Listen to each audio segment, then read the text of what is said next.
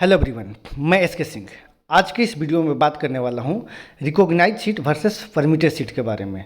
ये recognised seat आखिर होता क्या है, परमिटेड सीट होता क्या है, अगर किसी को परमिटेड सीट होते हैं मिल जाते हैं तो क्या नुकसान हो सकता है, और अगर परमिटेड सीट मिल गया तो इसका सॉल्यूशन क्या है, अगर परमिटेड सीट मिल गया और अगर इन फ्यूचर रिकॉग्नाइज नहीं हुआ तो इसका क्या सॉल्यूशन है। इस टॉपिक में आपको बात करने वाला हूं, क्योंकि हर साल जब भी काउंसलिंग स्टार्ट होता है तो काउंसलिंग से पहले स्टूडेंट और पेरेंट्स के माइंड में यही होता है कि हमें ये परमिटेड सीट लेना चाहिए या नहीं लेना चाहिए। अगर परमिटेड सीट लेते हैं तो ये परमिटेड सीट रिकॉग्नाइज होगा या नहीं होगा, कब होगा, क्या करना चाहिए क्या नहीं करना चाहिए, ये हर साल डाउट होते ही रहता है। इसी बीच मैं आप लोगों को एग्जाम्पल लेके देता हूँ। एक उत्तर प्रदेश के अंदर किसी एक कॉलेज में परमिटेड सीट था, जो कि 2016-17 का एक कहानी है जो कि हमारे आंखों के सामने हुआ है। 2016 में जब एक परमिटेड सीट था, इसके लिए अच्छे रैंक वाले स्टूडेंट आके और काउंसलिंग किया, उनको सीट मिल गया था, लेकिन उनके माइंड में बस ये सेट हो गया था कि ये परमिटेड सीट है।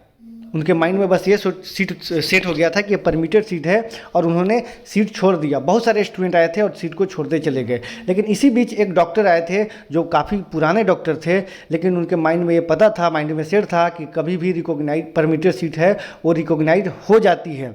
लेकिन उन्होंने क्या किया, उनका स्कोर काफ़ी अच्छा नहीं था, लेकिन उन्होंने उस सीट को ऑप्ट कर लिया और आज के डेट में वो परमिटेड से रिकॉग्नाइज हो चुका है। तो आप लोग इस सारे चीज़ों को छोड़ के आप यहाँ पे इस वीडियो को लास्ट तक देखिए, तब आपको समझ में आएगा कि आखिर इसके बीच का डिफरेंस क्या है। आज के वीडियो में मैं बात करने वाला हूँ कि रिकॉग्नाइज्ड सीट अगर आपको मिलता है तो क्या करना चाहिए, क्या परमिटेड लेना चाहिए सिर्फ, या फिर रिकॉग्नाइज भी लेना चाहिए। तो आप इस वीडियो को लास्ट तक देखें। यदि आप नए हैं चैनल पे सब्सक्राइब कीजिए, लाइक कीजिए और बेल आइकन जरूर क्लिक करें। जब भी मेडिकल काउंसलिंग स्टार्ट होता है, या फिर वो पीजी का हो या फिर यूजी का हो, स्टूडेंट या पेरेंट्स कंफ्यूजन में होते हैं कि परमिटेड सीट है या रिकॉग्नाइज है। ये कॉलेज तो नया आया है, इस कॉलेज में हो सकता है परमिटेड सीट होगा। वाकई में रहता है, जब भी कहीं पे सीट नया ऐड ऑन होती है तो परमिटेड ही होती है और परमिटेड के बाद ही रिकॉग्नाइज होती है। ये नहीं कि पहले परमिटेड के अलावा रिकॉग्नाइज सीट दे दिया जाएगा। किसी भी कॉलेज को, नए कॉलेज हो या फिर नए सीट होते हैं, वो परमिटेड ही आते हैं, परमिटेड के बाद रिकॉग्नाइज होते हैं। इसका एक रूल होता है, एमसीआई का एक रूल है, इस रूल को अकॉर्डिंग ही चलने पड़ता है।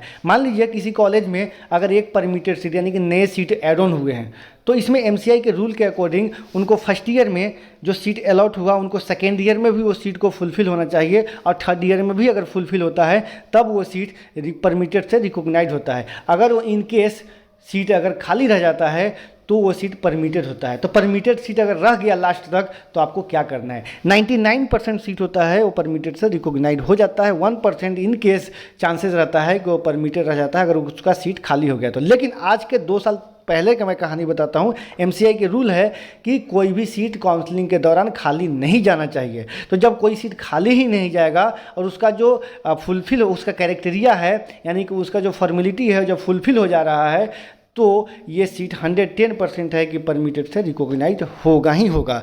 तो आज के वीडियो में मैं 3 से 4 पॉइंट पे बात करने वाला हूँ। वो जो पॉइंट है वो कुछ इस तरीके से हैं। यहाँ पे क्वेश्चन मार्क ये भी बनता है, अगर मान लीजिए किसी कॉलेज के एक साथ में अगर परमिटेड सीट के अलावा रिकॉग्नाइज सीट दे देते हैं, यानी कि सारे के सारे रिकॉग्नाइज सीट देते हैं, तो उनका जो कैरेक्टेरिया है उसको फुलफिल नहीं करेंगे। इसलिए सबसे पहले उनको परमिटेड सीट दी जाती है। इसलिए दी जाती है कि अपने कैरेक्टेरिया को फुलफिल करते हैं या नहीं करते हैं। तो अब क्राइटेरिया को फुलफ़िल करना कॉलेज की जिम्मेवारी है और कॉलेज बाकायदा इसको फुलफ़िल करते हैं। अब 2-3 साल से ऐसा नहीं होता। पहले 2-3 साल पहले जब ऑफलाइन काउंसलिंग हुआ करता था तो इनको सीटें वैकेंट रह जाती थी, लेकिन अब ऑनलाइन काउंसलिंग की वजह से इनका जब से नीट आया है तब से इनके सीटें वैकेंट नहीं रहती है। यानी कि आप 110% ये हो चुका है कि कोई भी परमिटेड सीट परमिटेड नहीं रहेंगे, रिकॉग्नाइज हो जाएंगे 99%। 1% अगर ये रहेगा कि परमिटेड ही रह गया तो इसका भी मैं सोल्यूशन लास्ट में जरूर दूंगा।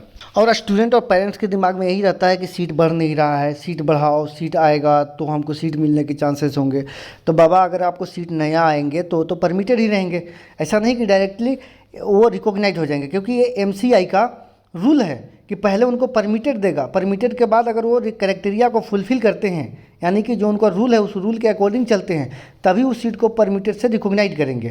तो ये रूल वाकई में सही है, लेकिन मैं इसको डिस्क्राइब कर रहा हूँ 3 पॉइंट में। तो इस तीन पॉइंट पे मैं 3 पॉइंट्स पे जिक्र करने वाला हूँ। पहला पॉइंट है, क्या वो अगर परमिटेड सीट पे एडमिशन लेते हैं तो रिकॉग्नाइज होती है या नहीं होती है। तो मैं आपको बता दूं कि 95% नहीं 99% चांसेज होती है कि जो सीट परमिटेड था वो रिकॉग्नाइज हो जाती है, क्योंकि जो एमसीआई का जो नॉर्म्स होते हैं, एमसीआई के जो रूल होते हैं, उस रूल को 100% फुलफिल की जाती है, यानी कि वो रिकॉग्नाइज हो जाती है विद इन 3 और 4 ईयर्स के अंदर। तो आपको पहला पॉइंट का सॉल्यूशन आ गया, क्योंकि अब जो ऑनलाइन काउंसलिंग हो रहा है, इस ऑनलाइन काउंसलिंग के अकॉर्डिंग एक भी सीट खाली नहीं रहती है। तो आपको पहला सॉल्यूशन मिल गया। अब दूसरा सॉल्यूशन ये है, दूसरा पॉइंट ये है, और दूसरा इसी में है कि यदि हमारा सीट अगर परमिटेड है और वो रिकॉग्नाइज नहीं होती है, अगर इन केस अगर रिकॉग्नाइज नहीं होती है तो क्या हो सकता है। इसके लिए 3 पॉइंट है जिसको मैं आपको जिक्र करता हूँ। पहला पॉइंट, तो इसमें पहला पॉइंट है कि जहाँ से भी आप अगर MD/MS किया है परमिटेड सीट से, तो इसका MCI में नेम है या नहीं, या फिर स्टेट काउंसलिंग में नेम है या नहीं। और दूसरा पॉइंट पे बात करते हैं। दूसरा पॉइंट ये है कि सुपर स्पेशलिटी में जा सकते हैं या नहीं, SS के अंदर जा सकते हैं या नहीं। और थर्ड ये है कि कोई आपको गवर्नमेंट जॉब मिलता है या नहीं मिलता है, असिस्टेंट प्रोफेसर के जॉब मिलता है या नहीं मिलता है, या फिर गवर्नमेंट जॉब मिलता है या नहीं मिलता है। ये 3 बहुत बड़े पॉइंट है, 3 बहुत बड़े क्वेश्चन आ जाते हैं अगर आप परमिटेड सीट से सीट लेते हैं तो, परमिटेड सीट लेते हैं तो। यहाँ पे एक और क्वेश्चन बन जाता है कि क्या सर मैं प्रैक्टिस कर सकता हूँ या नहीं। अरे बाबा, आप गवर्नमेंट डॉक्टर हैं, आप MBBS किया है या फिर PG की डिग्री लिया है, आप बिल्कुल कर सकते हैं। लेकिन यहाँ पे आप स्टेट में कर सकते हैं अगर परमिटेड सीट से करते हैं तो। लेकिन आप आउटसाइडर स्टेट में, यानी कि बाहरी स्टेट में करते हैं या नहीं करते हैं, ये सबसे बड़ा क्वेश्चन बन सकता है। इस 3 क्वेश्चन का कोई आंसर नहीं है, ना ही मेडिकल काउंसिलिंग ऑफ इंडिया के पास है, ना ही किसी के पास है। तो इसका मैं एक सॉल्यूशन देता हूँ। अगर आपको परमिटेड सीट मिलता है और अगर वो परमिटेड ही रह जाता है लास्ट तक, तो हमें क्या करना चाहिए, इसका क्या सॉल्यूशन। यहाँ तक कि बोर्ड ऑफ गवर्नमेंट के पास भी ये नहीं है, बोर्ड ऑफ गवर्नर के पास भी ये नहीं है। इसका ऑथेंटिक कोई आंसर नहीं है। बहुत सारे लोग RTI किए हैं, बहुत सारे लोग केस भी किए हैं, केस चल भी रहा है, लेकिन इसका कोई आंसर नहीं मिला है। इसका मैं बताता हूँ क्या क्या सॉल्यूशन हो सकता है यदि 1% अगर परमिटेड रह जाता है, सीट रिकॉग्नाइज नहीं होता है तो। और इसका भी आंसर नहीं दिया है कि RTI करने के बाद कि यदि आप परमिटेड सीट से अगर MBBS या PG करते हैं तो क्या आपको गवर्नमेंट जॉब मिलता है या नहीं मिलता है। इसका मतलब नहीं है कि आपको गवर्नमेंट जॉब नहीं मिलेंगे या फिर कहीं और प्रैक्टिस नहीं कर पाएंगे। इसका मैं सॉल्यूशन आपको दे रहा हूँ। ये सेकेंड पॉइंट था। मैं थर्ड पॉइंट पे आता हूँ। बाई चांस यदि आपको 1% अगर आपको परमिटेड सीट जो मिला था वो रिकॉग्नाइज नहीं हुआ, तो आपको क्या करना चाहिए। जब किसी को परमिटेड सीट मिलता है और वो रिकॉग्नाइज नहीं होता है, तो यही सोचते हैं कि हमारे पास कोई ऑप्शन नहीं है। ऐसा कुछ नहीं है, आपके पास बहुत सारे ऑप्शन हैं, बहुत सारे ट्रिक हैं, बहुत सारे तरीके हैं, बहुत सारे सॉल्यूशन हैं, जिसके माध्यम से आप आगे बढ़ सकते हैं। जो आप चाह रहे थे वो आप कर सकते हैं। यानी कि यदि आपको परमिटेड सीट मिलता है तो इसके लिए भी बहुत सारे ऑप्शन हैं। पहला ऑप्शन क्या है कि आप बोर्ड ऑफ गवर्नमेंट को आप कंप्लेन करेंगे। अगर इसके बाद भी आपको सॉल्यूशन नहीं मिलता है तो आपको क्या करें, MCI को कंप्लेन करेंगे। यदि ये वहाँ पे भी नहीं सुना गया तो अगला क्या पॉइंट है, अगर वहाँ नहीं सुना गया तो आप कोर्ट ऑफ लॉ पे जाएंगे, यानी कि आप केस करेंगे। जब भी कहीं पे हम केस करते हैं उसका सॉल्यूशन मिलता है, ज़रूर मिलता है और मिलेगा भी। जो भी लोग कोर्ट में गए हैं उसका कोर्ट में कहीं ना कहीं कोई सॉल्यूशन मिला है और मिलता भी है और मिलेगा भी। तो आप लोगों को एक लास्ट ऑप्शन रहेगा, आपको कोर्ट में आप जाएंगे, इसका बहुत जल्दी आपको सोल्यूशन मिल जाएगा। अगर मान लीजिए किसी कॉलेज में अगर आपको परमिटेड सीट मिल गया, रिकॉग्नाइज नहीं हुआ, तो इसमें स्टूडेंट को गलती नहीं है, स्टूडेंट को इसका भुगतान नहीं करना पड़ेगा, भुक्तभोगी नहीं बनने पड़ेगा। ये तो कॉलेज की गलती है कि कॉलेज ने अपना परमिटेड सीट को रिकॉग्नाइज नहीं किया।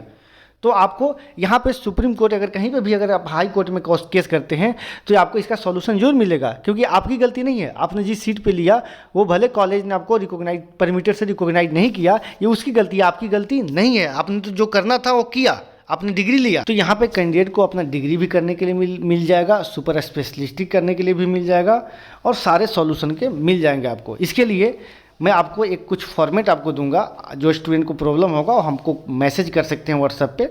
मैं आपको एक फॉर्मेट दूंगा, अगर आपको परमिटेड से रिकॉग्नाइज नहीं होती है तो इसका कितने सारे सॉल्यूशन हैं, क्या आप केस करके क्या आप इसको आप अचीव कर पाएंगे या फिर कैसे कर पाएंगे, इसके लिए बहुत सारे मैं सॉल्यूशन दे दूंगा। तो मैं यहाँ पे आपको लास्ट मोमेंट में लास्ट टाइम आपको ये बताने की कोशिश करूँगा कि जो भी परमिटेड सीट है जब से ऑनलाइन काउंसलिंग हुआ है ये रिकॉग्नाइज हो जाता है, क्योंकि MCI का मानना है या फिर गवर्नमेंट ऑफ इंडिया को मानना है कि कोई भी सीट ऑनलाइन काउंसलिंग के दौरान वैकेंट नहीं होना चाहिए। वाकई में पहले DNB के आज के 1 साल 1.5 साल पहले DNB का सीट खाली रह जाता था 50%, आज की डेट में कोई भी वैकेंट नहीं रहती है। तो MS MD का तो बात ही अलग है। MD MS के आने वाले 2-3 साल में एक भी सीट वैकेंट नहीं रही है, अब ना रहती है। क्योंकि हर लोगों को माइंड में सेट हो गया है कि परमिटेड सीट जो नए कॉलेज आते हैं उसी में आते हैं, या फिर नई सीट अगर किसी पुराने कॉलेज में आए वो परमिटेड रहेगा ही रहेगा, डायरेक्ट उसको रिकॉग्नाइज सीट नहीं दी जा सकती है, क्योंकि इसका एक फॉर्म है, इसका एक रूल है एमसीआई का कि अगर किसी को हम डायरेक्ट अगर हम आपको रिकॉग्नाइज सीट देते हैं तो अपने फॉर्म को यानी कि अपने रूल को फुलफिल नहीं करेगा। तो आपको पता है कि पहली बार जब कहीं पे अगर चढ़ते हैं जाते हैं कहीं पे तो पहली सीढ़ी, दूसरी सीढ़ी, तीसरी सीढ़ी, इसके बाद आप ऊपर जाते हैं। तो यहाँ पे उनको भी एक सीढ़ी है, पहली सीढ़ी, दूसरी सीढ़ी, तीसरी सीढ़ी चढ़ेंगे, यानी कि अपने फॉर्म को पूरा करेंगे, अपने जो क्राइटेरिया है, अपने जो फॉर्मेलिटी है उसको फुलफिल करेंगे, तभी उसको परमिटेड से रिकॉग्नाइज कर दी जाएगी। लेकिन आजकल के डेट में बिल्कुल ईजी हो गया है, क्योंकि अब ऑनलाइन जो सिस्टम होते हैं यानी कि ऑनलाइन जो काउंसलिंग हो रही है ये ईजी कर देता है। सोशल प्लेटफॉर्म होते हैं, सोशल मीडिया होते हैं, ईजी कर देते हैं। और आज जो यूट्यूब आए हैं, बहुत सारे लोग सोशल मीडिया पे आए हैं, इनके वजह से हो रहा है। तो आप लोग ये चीज़ों को समझें, कभी भी परमिटेड और रिकॉग्नाइज के चक्कर में मत जाएं। परमिटेड सीट 99% रिकॉग्नाइज हो जाते हैं, 1% इन केस, लेकिन इन केस नहीं होता, अब सीट खाली नहीं रहता। आप कहीं भी देखिए पूरा इंडिया में 2020 का देखिए काउंसलिंग, 2019 के देखिए काउंसलिंग, किसी में अगर सीट खाली रह गया हो MSMD का, किसी भी ब्रांच का, या फिर लोअर क्लिनिकल ब्रांच भले जैसे नॉन क्लिनिकल ब्रांच हो, एनाटोमी, फिजियोलॉजी, बायोकेमिस्ट्री, ये खाली रह जाएंगे, तो इससे कोई फर्क नहीं पड़ता है, क्योंकि नॉन क्लिनिकल है। क्लिनिकल का बात करता हूँ, वैसे नॉन क्लिनिकल के तो कोई लेना देना नहीं होता है, तो ऐसे ही हो जाता है। तो गवर्नमेंट ऑफ इंडिया को और MCI को कहना है कि अगर कोई भी परमिटेड सीट 3 साल के अंदर रिकॉग्नाइज नहीं होती है तो कॉलेज की प्रॉब्लम है, यानी कि कॉलेज को एनी हाउ उसको परमिटेड से रिकॉग्नाइज करने पड़ेगा, यानी कि 3 साल उनको फॉर्मेलिटी को निभाने पड़ेंगे, सीट को फुलफिल करने पड़ेंगे। नहीं करेंगे तब वो सीट परमिटेड ही रह जाएगा। लेकिन आज के डेट में कोई सीट खाली नहीं रहता है, या फिर कितना ही सड़ा हुआ कॉलेज हो, कितना ही भी गला हुआ कॉलेज हो, MBBS की सीट खाली जब नहीं रहती है तो PG को तो मानना ही नहीं है। तो जी हाँ दोस्तों, मैं ये वीडियो इसलिए बनाया हूँ कि बहुत सारे स्टूडेंट और पेरेंट्स के डाउट था परमिटेड और रिकॉग्नाइज को लेके, तो शायद आप अब समझ चुके होंगे। फिलहाल के वीडियो में इतना ही। Thanks for watching.